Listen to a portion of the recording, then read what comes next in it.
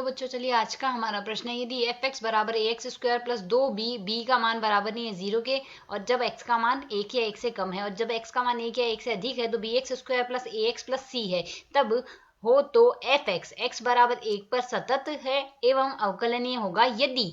हमें ज्ञात करना है ए व बी की कौन सी स्थिति होगी। तो यहाँ से इस प्रश्न को करने हेतु हमारे पास यहाँ से हमारी मुख्य अवधारणा कार्य करेगी। हम यदि यहाँ से फलन को सतत के बारे में देखें तो एफ एक्स हमारे पास यहाँ से एफ एक्स एक्स बराबर ए पर यदि लें तो एक्स बराबर ए पर सतत है,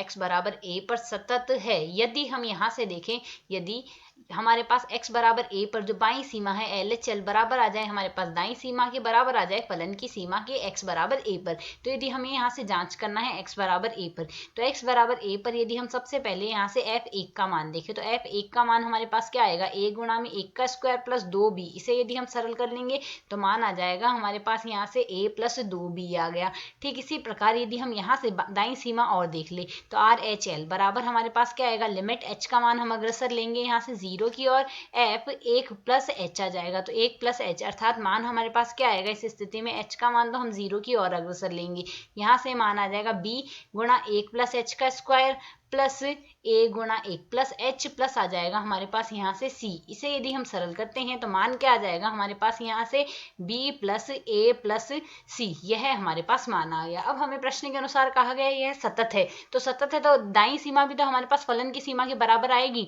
तो यहाँ से हमारे पास इसमें यदि हम लेंगे तो आर एच एल बराबर यदि हम यहाँ से f1 के ले लें, इस स्थिति में मान हमारे पास यहाँ से क्या बन जाएगा, a प्लस 2b बराबर हमारे पास किसके आ जाएगा, इसमें यदि हम सरल करें तो मान आ जाएगा हमारे पास b प्लस a प्लस c,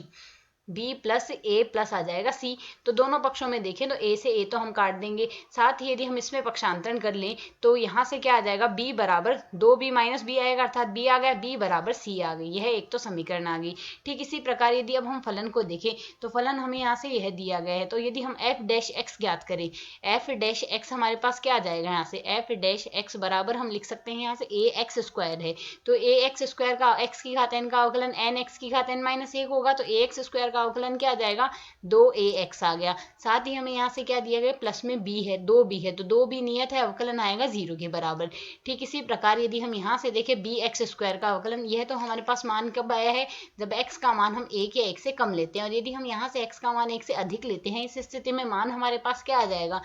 b एक्स स्क्वायर अर्थात 2bx आ गया, प्लस में आ जाएगा a x का अवकलन आएगा हमारे पास a और c नियत है जिसका अवकलन आ गया 0। तो यदि हम यहाँ से x बराबर 1 पर देखें यह अवकलन ही होगा यदि हमारे पास यहाँ से इसके लिए जो बाईं सीमा आई है, बाईं सीमा अर्थात यह 1 से जब मान कम है, जब हमारे पास लिमिट x का मान 1 से कम है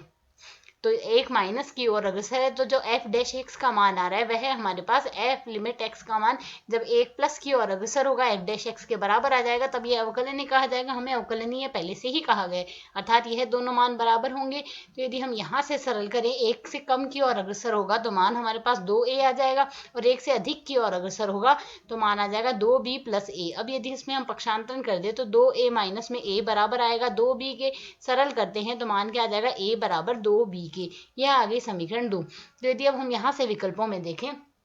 तो हमें a b c मान दिए गए हैं, तो प्रथम समीकरण क्या कहते हैं, b का मान c के बराबर आना चाहिए, दूसरी समीकरण आ रही है a बराबर 2b के आना चाहिए, तो a का मान तो 2b के बराबर है और b का मान c के बराबर है, अर्थात यहाँ से हमारा जो विकल्प a है वह यहाँ हमारा सही हल होगा। आशा है समझ आया, धन्यवाद।